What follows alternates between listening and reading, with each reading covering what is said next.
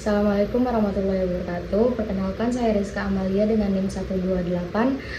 Di sini saya akan menjelaskan reporting skenario 2 yang berjudul Mengapa Bernanah dan Berbau. Dengan learning outcome yang pertama itu, mahasiswa mampu menjelaskan penyakit diabetes.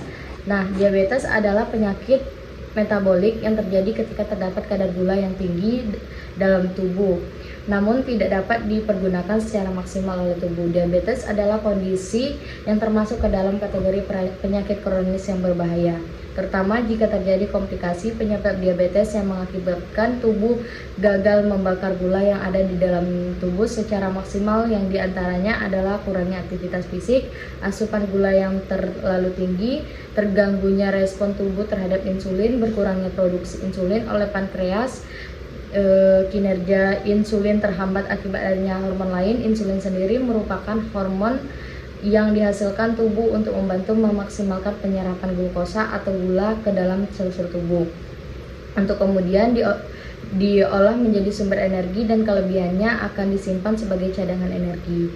Adapun jenis-jenis diabetes, ada diabetes tipe 1 pada dasarnya adalah gangguan autoimun, yakni kondisi ketika antibodi yang seharusnya bekerja melindungi tubuh terhadap infeksi malah berbalik menyerang sel tubuh itu sendiri. Nah, diabetes tipe 2 berbeda dengan penyebab diabetes tipe 1. Pada diabetes tipe 2 diproduksi insulin berjalan normal, namun sensitivitas tubuh dalam merespon kadar gula darah menurun sehingga penggunaannya menjadi tidak maksimal. Diabetes gestasional, penyakit diabetes yang umumnya bersifat sementara. Penyakit ini akan menyerang pada ibu hamil dan biasanya akan sembuh sendiri ketika melahirkan.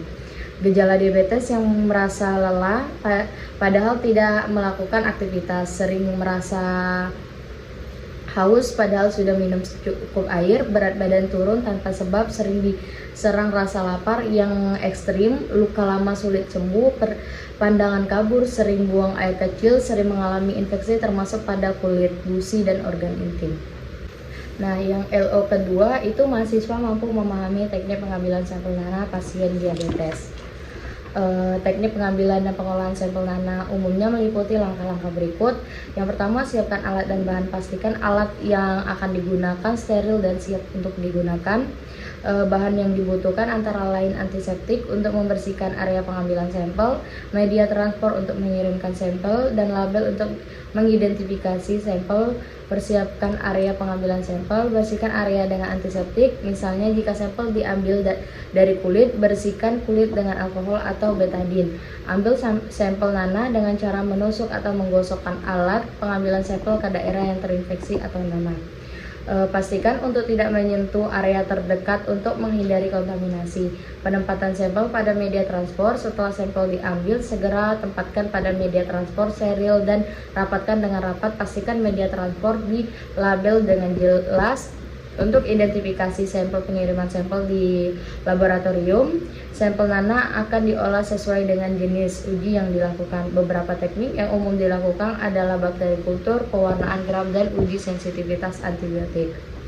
Nah, LO yang ketiga itu teknik pemeriksaan secara mikroskopis dan kultur. Nah, pemeriksaan secara mikroskopis itu dilakukan dengan menggunakan mikroskop cahaya atau elektron. Sampel yang akan diperiksa diambil dari luka atau cairan yang terinfeksi.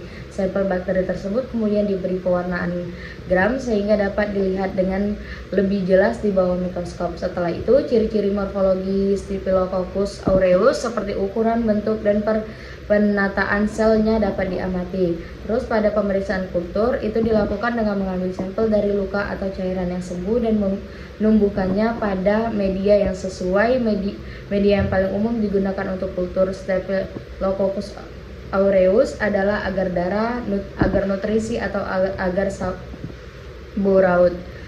Sampel yang telah ditempatkan di atas media tersebut kemudian diinkubasi dalam kondisi yang sesuai dengan suhu dan kelembapan yang dibutuhkan oleh Staphylococcus aureus. Setelah beberapa hari, koloni bakteri yang tumbuh dapat diamati. Koloni Staphylococcus aureus akan memiliki ciri-ciri seperti warna kuning atau emas, bentuk yang tidak teratur, dan ukuran yang bervariasi. Dan LO yang terakhir yaitu mahasiswa mampu mengetahui interpretasi hasil mikroskopis dan kultur pada bakteri Staphylococcus aureus. interpretasi hasilnya itu pemeriksaan mikroskopis dan kultur pada bakteri Staphylococcus aureus akan bergantung pada jenis pemeriksaan yang dilakukan dan tujuan dari pemeriksaan tersebut.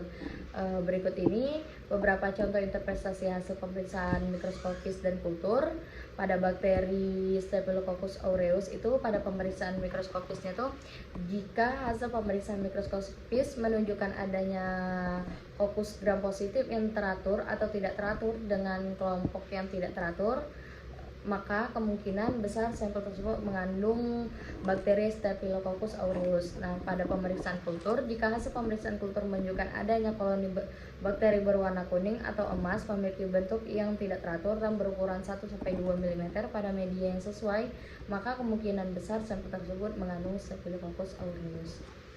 Sekian penjelasan LO yang dapat saya sampaikan, kurang dan lebihnya saya mohon maaf. Wassalamualaikum warahmatullahi wabarakatuh.